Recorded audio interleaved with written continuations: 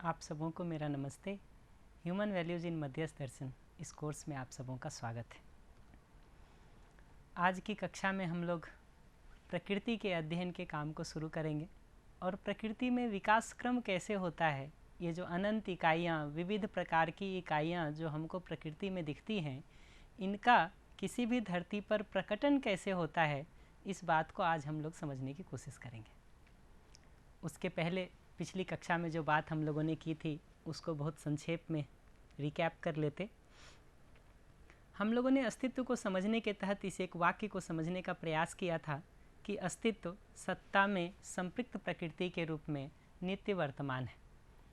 उसमें हम लोगों ने सत्ता को, व्यापक को समझने के काम को किया, प्रकृति के समझने के काम को किया और इनका जो परस्पर सहअस्तित्व है, इनका जो साथ साथ होना है, उसको समझने का प्रयास किया। और हम लोगों ने ये देखा कि सहअस्तित्व शब्द का प्रयोग 3 अर्थों में होता है। प्रकृति के सत्ता में संपृक्त होने के रूप में, प्रकृति की इकाइयों के साथ साथ जुड़े होने और परस्पर पूरक होने के रूप में, इसी तरह से मानव का अन्य मानव के साथ होने, जुड़े होने और परस्पर पूरक होने के रूप में। सामान्य रूप से जो पहला अर्थ है प्रकृति का सत्ता में संपृक्त होना, इस अर्थ में हम लोग इस शब्द को प्रयोग करेंगे। और नित्य वर्तमान को हमने समझा था कि जिसका होना हर देश काल में एक जैसा होता है, जो हर देश काल में सतत बना ही रहता है, उसको नित्य वर्तमान कहते। तो इस अस्तित्व को देखेंगे तो इस अस्तित्व का कभी नाश नहीं होता। ये अस्तित्व जो सत्ता में संपृक्त प्रकृति के रूप में है, सत्ता हर देश काल में एक जैसी बनी ही रहती है। और प्रकृति की इकाइयों को भी देखें तो उनका रूप परिवर्तन भले हो जाए, उनकी बनावट में, उनकी संरचना में भले ही परिवर्तन हो जाए, बट मूल रूप में जिन अणु परमाणुओं से मिलकर के वो बने होते हैं, उनका कभी नाश नहीं होता। इस रूप में उनकी निरंतरता बनी रहती है और वो जब कभी भी होती हैं, जहाँ कहीं भी होती हैं, व्यापक के सहअस्तित्व में ही होती हैं। इस रूप में अस्तित्व की नित्य वर्तमानता है। और इसी संदर्भ में हम लोगों ने व्यापक को अलग अलग शब्दों से इंगित करने का काम किया था। तो अस्तित्व के बारे में इतने बैकग्राउंड के साथ, इतनी चर्चा के साथ, अब हम अगली कुछ कक्षाओं में प्रकृति को समझने का काम करेंगे। तो अपने आसपास अगर देखें तो एक एक के रूप में पाई जाने वाली वास्तविकताओं को हम प्रकृति नाम देते हैं। एक एक के रूप में जो वास्तविकताएं पाई जाती हैं उसको हम इकाई कहते हैं और उन्हीं के समूह को सामूहिक रूप से प्रकृति नाम देते हैं। अभी अगर इस धरती पर देखें तो अनेक प्रकार की इकाइयां हमको दिखती हैं। एक स्वाभाविक सा प्रश्न ये बनता है कि क्या शुरू से धरती पर इतनी ही इकाइयां थी, इतनी ही विविधता थी प्रकृति में, या किसी क्रम में इनका प्रकटन हुआ है? विज्ञान के अध्ययन से भी और अपनी कल्पनाशीलता के प्रयोग से भी ये अनुमान बनता है कि ये सभी इकाइयां हमेशा से ही धरती पर नहीं थी। काल क्रम में धीरे धीरे अनुकूलताओं को पाकर के इसका प्रकटन हुआ है। तो किसी भी एक धरती पर ये इकाइयां कैसे प्रकट होती हैं, उसका क्रम क्या होता है, उसको हम बहुत संक्षेप में यहाँ समझने का प्रयास करेंगे। तो किसी भी ग्रह को देखें, किसी भी धरती को देखें, तो सामान्य रूप से वो एक गैस पिंड के रूप में गर्म अवस्था में होती है, जो धीरे धीरे ठंडी होकर के ठोस रचना के रूप में बन पाती है। इस धरती के ठोस बनने के क्रम में, किसी भी धरती के ग्रह के ठोस बनने के क्रम में धीरे धीरे अनेक प्रकार के परमाणु एवं अणुओं का बनना होता है। जैसे अभी अगर सूरज को देखें तो वहाँ हाइड्रोजन और हीलियम, ये 2 गैस प्रधान रूप से हैं और कुछ मात्रा में कार्बन, नाइट्रोजन भी पाए जाते हैं। इस प्रक्रिया में किसी एक समय धरती पर पानी बनने का काम हो पाता है। और जैसा कि आप सबों को पता है, हाइड्रोजन और ऑक्सीजन एक निश्चित अनुपात में मिलकर के, एक निश्चित ताप और दाब पर मिलकर के पानी बनने के काम को कर पाते हैं। एक बार धरती पर पानी बनता है तो वो पानी विभिन्न प्रकार के अणु परमाणुओं से मिलकर के अनेक प्रकार के अम्ल एवं क्षार, एसिड एवं बेस का निर्माण कर पाते हैं, इनका बनना हो पाता है। समय के साथ साथ हवा, पानी, अम्ल, क्षार आदि के संयोग से एक निश्चित तापमान पर वातावरण की एक खास अनुकूलता में कायी का बनना शुरू होता है। तो कायी को अगर देखें तो प्राण अवस्था की आरंभिक रचनाओं के रूप में समझ में आता है। इसके पहले जो परमाणु, अणु, पानी, अम्ल, क्षार आदि थे, ये सभी पदार्थ अवस्थाएं की रचना है। इनको हम प्राण अवस्था की शुरुआत को हम कायी से देख पाते हैं।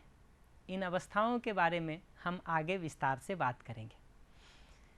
एक बार कायी बनने का काम शुरू होता है तो क्रमशः विकास होते होते विभिन्न प्रकार के लता, गुल्म, झाड़ी, पेड़ पौधों का प्रकटन हो पाता है।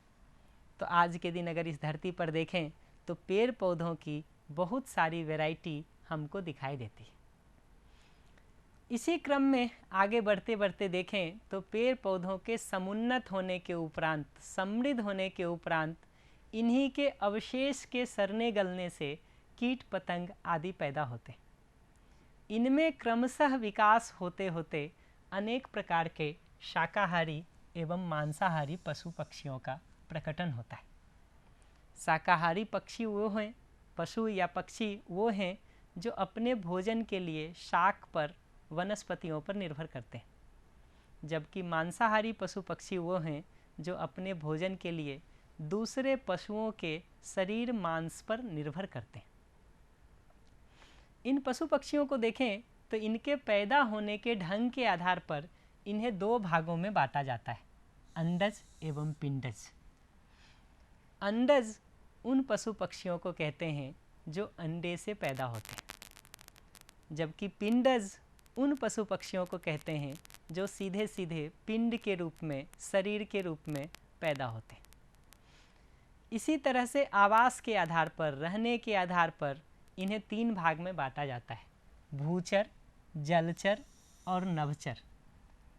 भूचर का तात्पर्य वैसे पशु पक्षियों से है जो धरती पर, जमीन पर अपने आवास के काम को करते हैं और अपना खान पान, रहन सहन, ये सारे क्रियाकलापों को धरती पर निर्वाह करते हैं। उनको हम भूचर के रूप में पहचानते हैं। इन्हीं क्रियाकलापों का निर्वाह जो जीव पानी में किया करते हैं उन्हें हम जलचर के रूप में पहचानते हैं। और आकाश में गमन करने वाले जीव पक्षियों को, आकाश में गमन करने वाले पक्षियों को हम नभचर के रूप में पहचानते हैं। तो उन पक्षियों को अगर देखेंगे तो उनमें आकाश में एक जगह से दूसरे जगह तक जा पाने की क्षमता होती है। इसी प्रक्रिया में धीरे धीरे पशु पक्षियों के अनंतर किसी क्रम में धरती पर मानव का प्रकटन होता है। प्रकृति के विकास क्रम में ये सभी प्रक्रियाएं स्वयं स्फूर्त ढंग से होती रहती हैं। यहाँ तक कि प्रक्रिया में मानव का कोई योगदान नहीं है। मानव अस्तित्व में आने के बाद इस प्रक्रिया में इच्छा एवं निर्णयपूर्वक भागीदारी कर पाता है। यदि हम प्रकृति के विकास क्रम के नियमों को ठीक ठीक समझते हैं तो पूरकता के साथ इस प्रकृति की व्यवस्था में अपनी भागीदारी को कर पाते हैं। कई बार इन नियमों को ठीक ठीक समझे बिना मानव विकास क्रम की इस प्रक्रिया में बाधा भी कर देता है।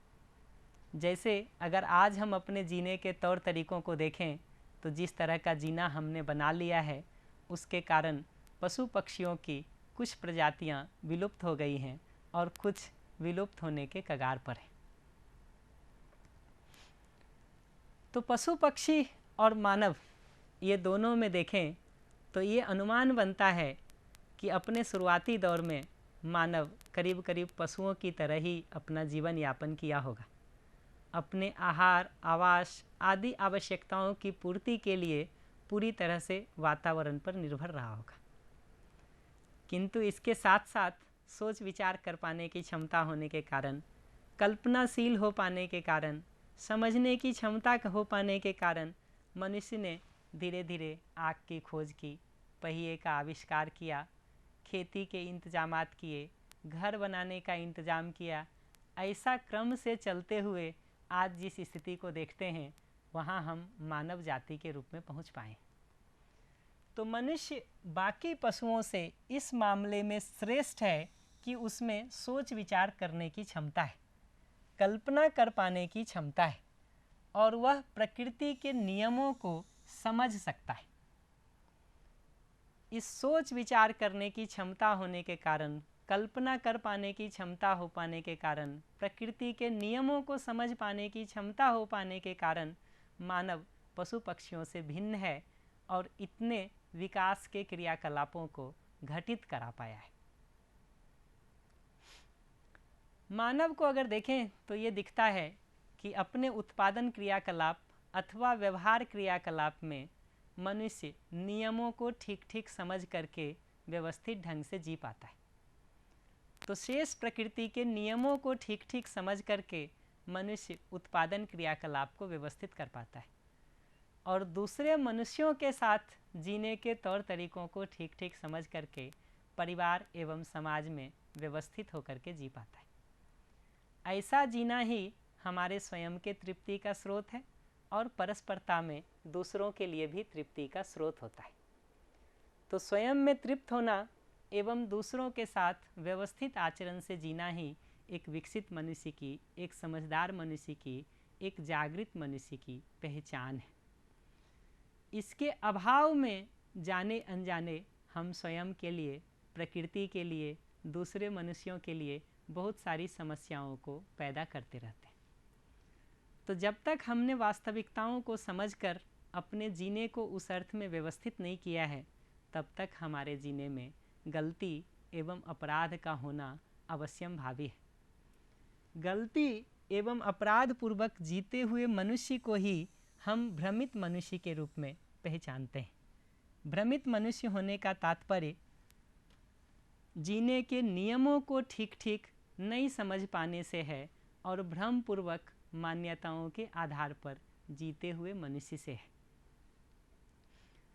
तो इतने के साथ अगर पूरे प्रकृति के विकास क्रम को बहुत संक्षेप में देखें तो हवा, पानी, मिट्टी, यहाँ से शुरू होकर के पानी, अम्ल, क्षार जैसे वैसे रस रसायनों के बनने का काम हो पाना, जो प्राण अवस्था के प्रकटन होने के लिए, काई, पेड़ पौधों के प्रकटन होने के लिए उपयोगी हैं, ये एक महत्वपूर्ण स्टेप है। वहाँ से अगला स्टेप देखेंगे तो काई के रूप में उन रचनाओं का बन पाना जिसमें श्वसन प्रश्वसन की क्रिया होती है, प्राण कोशिकाओं का बन पाना, ये अगला महत्वपूर्ण स्टेप दिखाई देता है। यहाँ से प्राण कोशिका की ये रचनाएं बढ़ते हुए क्रमशः पेड़ पौधों तक पहुँच पाती हैं। उससे आगे का विकास क्रम देखें तो पशु पक्षियों के रूप में धरती पर प्रकटन है। यही क्रमशः आगे विकसित होते होते भ्रमित मनुष्य के रूप में धरती पर प्रकट हो पाते हैं। इनको हम भ्रमित मनुष्य इसलिए कह रहे हैं क्योंकि प्रकृति के नियमों को दूसरे मनुष्यों के साथ व्यवस्थित होकर के जीने के नियमों को इन्होंने ठीक ठीक अभी नहीं समझा है और वैसा नहीं जी पा रहे। यही मनुष्य जब प्रयासपूर्वक प्रकृति के नियमों को ठीक ठीक समझ लेता है, दूसरे मनुष्यों के साथ व्यवस्थित होकर के जीने के नियमों को ठीक ठीक समझ लेता है और वैसा जीने लगता है, तो वैसे मनुष्य को ही हम जागृत मनुष्य, समझदार मनुष्य के रूप में पहचानते हैं। जागृत होने का तात्पर्य जागे हुए होने से है, सजग होने से है, नियमों के प्रति जागरूक होने से है, नियमों को समझा हुआ होने से है। तो बहुत संक्षेप में अगर किसी धरती के विकास क्रम को देखें तो ऐसा इसका एक क्रम दिखाई देता है कि हवा, पानी, मिट्टी से होते हुए क्रमशः काई एवं पेड़ पौधों का बन पाना, फिर पशु पक्षियों का प्रकटन हो पाना, फिर मानव के रूप में भ्रमित मनुष्य का हो पाना और फिर प्रयासपूर्वक अध्ययन और अभ्यासपूर्वक मनुष्य का जागृत हो पाना, समझदार हो पाना, ऐसा इसका क्रम दिखता है। और इसमें अगर मनुष्य के रोल को देखने जाएं, हम अपनी भागीदारी को देखने जाएं, तो ये समझ में आता है कि भ्रमित मानव से जागृत मानव की यात्रा को हम कर सकें, ये हमारे लिए करने का काम है। यही हमारे लिए पुरुषार्थ है जिसके लिए हमें निर्णयपूर्वक दृढ़ निष्ठा के साथ अभ्यास और प्रयास करने की ज़रूरत है। शेष क्रियाकलाप प्रकृति में स्वाभाविक रूप से होता ही रहता है। इनफैक्ट बाकी सभी क्रियाकलापों के व्यवस्थित ढंग से हो पाने के कारण ही इस धरती पर मानव का प्रकटन हो पाया है। तो अगर अस्तित्व में जितने भी ग्रह गोल हमको दिखाई देते हैं उनको अगर क्लासिफाई करने जाएं, वर्गीकृत करने जाएं, तो ये 4 प्रकार के वर्ग समझ में आते हैं। अविकसित धरती, अल्प विकसित धरती, अर्ध विकसित धरती एवं पूर्ण विकसित धरती। वैसी धरती जहाँ पर अभी पेड़ पौधों का, काई का बनने का काम नहीं हो पाया है, वैसी धरती को हम अविकसित धरती के रूप में पहचानते हैं। यानी जहाँ पदार्थ अवस्था की रचनाएं ही दिखती हैं, हवा, ठोस, मिट्टी, पत्थर, इस तरह के धातु, इस तरह की चीज़ें ही जिस धरती पर हों, वैसी धरती को हम अविकसित धरती के रूप में पहचानते हैं। क्रमशः पेड़ पौधों का प्रकटन धरती पर हुआ हो तो उसको हम अल्प विकसित धरती के रूप में पहचानते हैं। इस प्रक्रिया में आगे बढ़ते हुए पशु पक्षियों का प्रकटन हो पाए तो वैसी धरती को हम अर्ध विकसित धरती के रूप में पहचानते हैं। और इसी क्रम में मनुष्य का प्रकटन होने पर हम धरती को पूर्ण विकसित धरती के रूप में पहचानते हैं। अपनी कल्पनाशीलता से अनुमान करें तो ये आकाश में जो इतने ग्रह गोल दिखाई देते हैं वो इन चारों में से किसी एक कैटेगरी में क्लासिफाई होते होंगे, ऐसा अनुमान बनता है। विकास क्रम में ऐसा भी अनुमान बनता है कि हमारी अपनी धरती भी कभी अविकसित रही होगी, क्रमशः विकसित होते होते अल्प विकसित हुई होगी, अर्ध विकसित हुई होगी एवं धीरे धीरे पूर्ण विकसित हुई होगी, जहाँ मानव का प्रकटन हुआ है। अपने सौर मंडल के सभी ज्ञात ग्रहों उपग्रहों को देखें तो हमारी यह धरती उन सबों में विकसित है जिस पर मानव का प्रकटन स्वाभाविक रूप से हो चुका है। बाकी जिन धरतियों का, जिन ग्रहों का भी हम अभी तक अध्ययन कर पाए हैं, वहाँ पर हमें अभी तक मानव की होने की कोई संभावना नहीं मिल पाई है। अनुमान के रूप में कल्पना तो बनती है, लेकिन जितना भी अभी तक हम अध्ययन कर पाए हैं उसमें से किसी भी धरती पर अभी तक मानव का प्रकटन, पेड़ पौधों का भी प्रकटन हम नहीं पता कर पाए।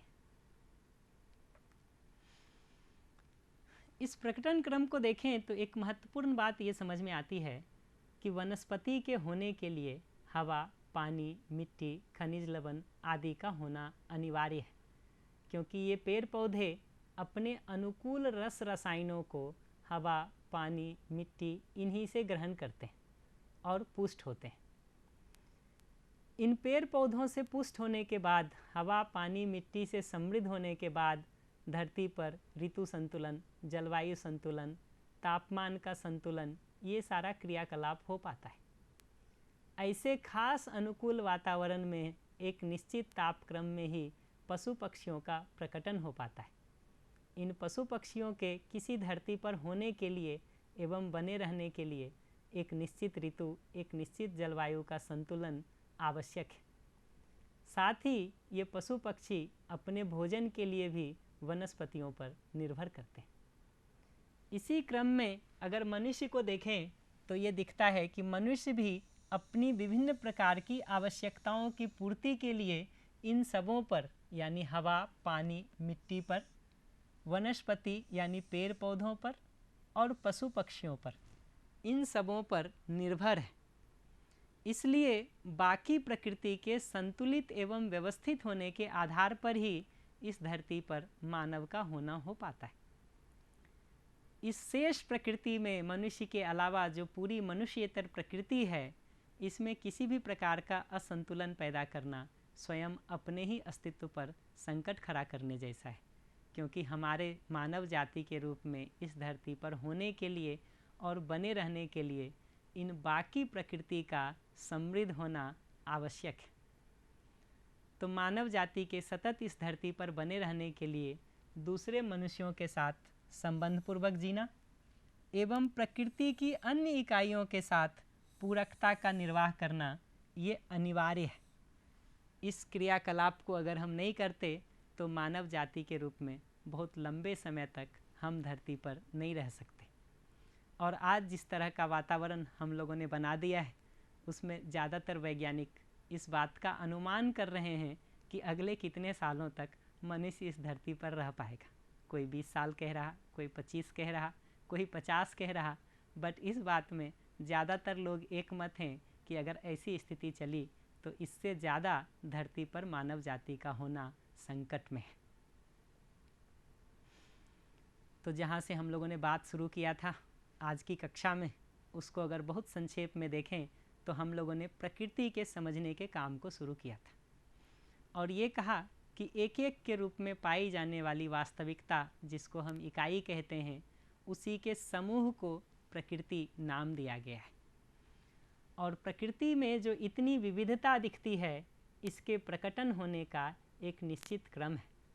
हवा, मिट्टी आदि से समृद्ध होने के अनंतर किसी समय धरती पर पानी, अम्ल, क्षार इनका बनना हो पाता है। इसकी अनुकूलता को पाकर के एक निश्चित रस रसायनों के योग संयोग पूर्वक काई, पेड़ पौधे जैसी रचनाएं बन पाती हैं। क्रमशः विकसित होते होते पशु पक्षियों का प्रकटन हो पाता है और इसी क्रम में धीरे धीरे मानव का भी प्रकटन हो पाता है।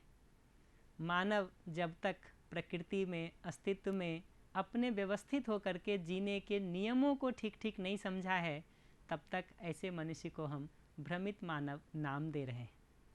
वहीं दूसरी ओर जब मानव शेष प्रकृति के साथ और दूसरे मनुष्य के साथ व्यवस्थित होकर के जीने के नियमों को ठीक ठीक समझ लेता है और वैसा जीने लगता है, तो वैसे मनुष्य को ही हम जागृत मनुष्य के रूप में पहचानते हैं।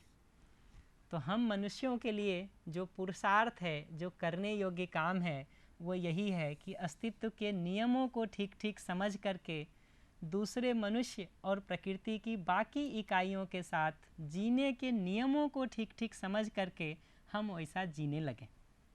यही मनुष्य के लिए करने योग्य काम है। इसी संदर्भ में हम लोग अस्तित्व में जितने भी ग्रहगोल दिखते हैं, जितनी भी धरतियाँ दिखती हैं, उसको एक कैटेगराइज करने का, क्लासिफाई करने का काम किया कि हवा, पानी, मिट्टी, यहाँ तक ही जब धरती पर विकास क्रम हुआ है तो ऐसी धरती को हम अविकसित धरती के रूप में पहचानते हैं। काई, पेड़ पौधों के प्रकटन के बाद उस धरती को हम अल्प विकसित धरती के रूप में पहचानते हैं। इसी क्रम में पशु पक्षियों के प्रकटन होने के अनंतर उस धरती को हम अर्ध विकसित धरती के रूप में पहचानते हैं और मानव के प्रकटन के अनंतर हम धरती को पूर्ण विकसित धरती के रूप में पहचानते हैं।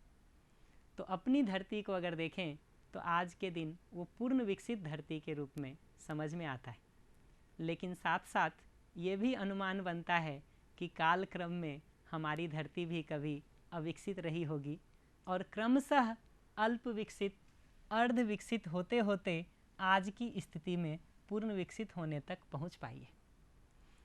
और इसी क्रम में एक बात हम लोगों ने ये भी समझा कि मनुष्य अपने होने के लिए प्रकृति की बाकी इकाइयों पर निर्भर है। अतः प्रकृति की बाकी सभी इकाइयों के व्यवस्थित होने से, संतुलित होने से, समृद्ध होने से ही मानव का धरती पर व्यवस्थित होकर के जीना संभव हो सकता है। अगली कक्षा में हम इसी प्रकृति को थोड़ा और विस्तार से समझने का काम करेंगे और इसको कुछ और प्रकार से वर्गीकृत करने की कोशिश करेंगे। तब तक के लिए ये दो होमवर्क पर काम किया जाए। एक ये कि आज व्यक्तिगत, पारिवारिक, सामाजिक, राष्ट्रीय अथवा अंतर्राष्ट्रीय स्तर पर जिन समस्याओं से भी मानव जाति ग्रसित है, उनकी एक सूची बनाएं और ये देख पाएं कि वो शेष प्रकृति के साथ व्यवस्थित होकर के नहीं जीने के कारण है या दूसरे मनुष्यों के साथ व्यवस्थित होकर के नहीं जीने के कारण है, और इनके निराकरण के क्या उपाय हो सकते हैं, ऐसे कुछ उपायों को सोच करके लिखें। ये इसलिए महत्वपूर्ण है क्योंकि यही प्रक्रिया है जिससे मानव जाति के रूप में हम सभी भ्रमित मानव से जागृत मानव तक की यात्रा को कर सकते हैं। फिर साथ साथ ये भी देखें कि इस उपाय को लागू करने में, ऊपर जो भी उपाय आपको समस्याओं के निराकरण के लिए समझ में आता है, उन उपायों को लागू करने में आज की स्थिति परिस्थिति में आप क्या कर सकते हैं, हम क्या कर सकते हैं, क्योंकि सामान्य रूप से हम दूसरों के लिए सोचते हैं कि वो क्या कर सकते हैं, उसकी जगह ये देखना महत्वपूर्ण है कि हम क्या कर सकते हैं। तो इन दो बातों पर जांच परख की जाए। हम लोग अगली कक्षा में मिलते हैं। धन्यवाद।